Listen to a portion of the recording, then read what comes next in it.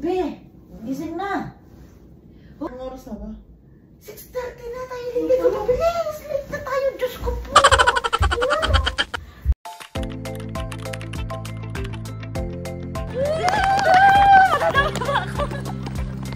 So, good morning mga kapangis. So, kami ay pupunta sa baba kasi kami ho ay kakain ng almusal. Kanyan si Bebe.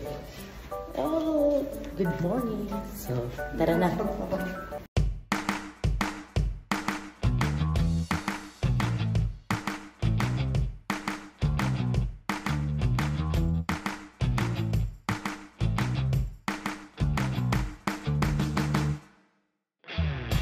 So, bali kami nga ho ay kumain na. Bali, iyan ho ay kasama sa binayaran namin na 200 euro.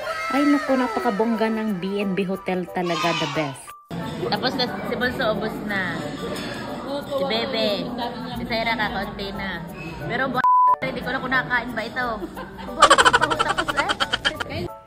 So, kami nga ho ay umalis na ng aming room at syempre kami ho ay magta-travel na sa aming next destination at sobra hong ganda ng view at ang ganda ng umaga. Alam ho ninyo, ang sarap pong sumama sa Rex Tour kasi hindi ho kayo magugutom. Lagi merong mga bigay na mga snacks and of course, ayan na nga ho ang ganda ng view at kami nga ho ay malapit na dumating sa aming pupuntahan.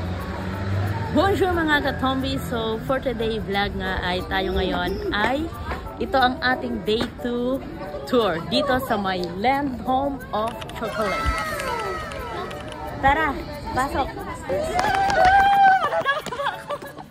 So, tayo ay pinapasok na dito sa loob kasi nga ho, meron ho kaming oras. Bali, dapat 10:30 AM kami ay makapasok na dun sa museum. So, bali, ang entrance fee namin dito is tig to 20 euro per head. Dahil meron pa kaming time, pumasok muna kami dito sa shop and pwede ho kayo ditong bumili kung anong gusto ho nyong bilhing mga chocolate. So, dyan ho nyo makikita ang iba't ibang flavor ng Lend chocolates.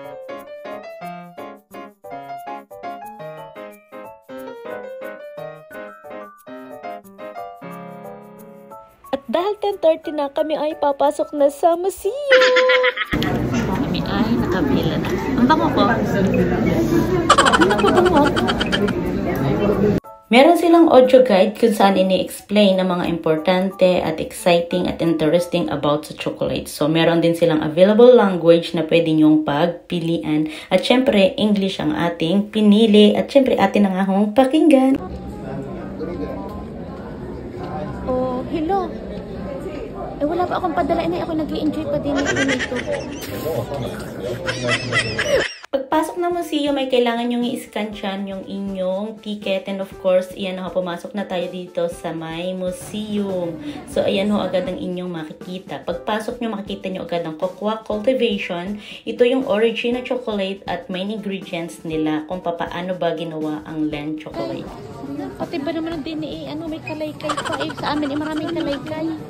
Ito naman ang chocolate history kung saan nagsimula ang Lend chocolate.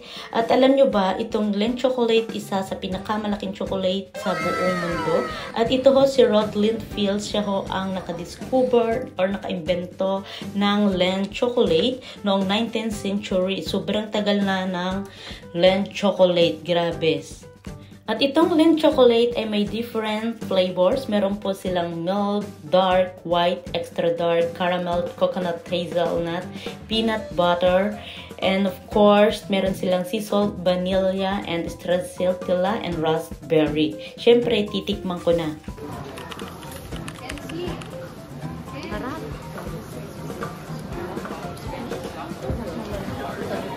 Sarap. Itong white chocolate. Sakto. Sarap.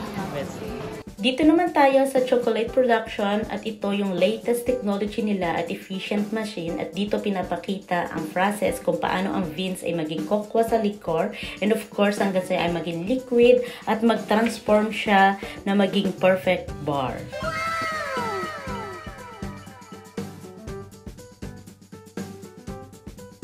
Dahil tapos na ho ang aking pag-aaral regarding that sa chocolate na ito, ay syempre meron ho silang chocolate free taste. So yan ho ay libre. Alam ho ninyo, ang dami ko ho ditong nakuha talaga. Sobrang dami. Dahil libre naman siya at hindi naman ho nakatingin ng babae, busy siya. Syempre ho, hinakot ko na lahat.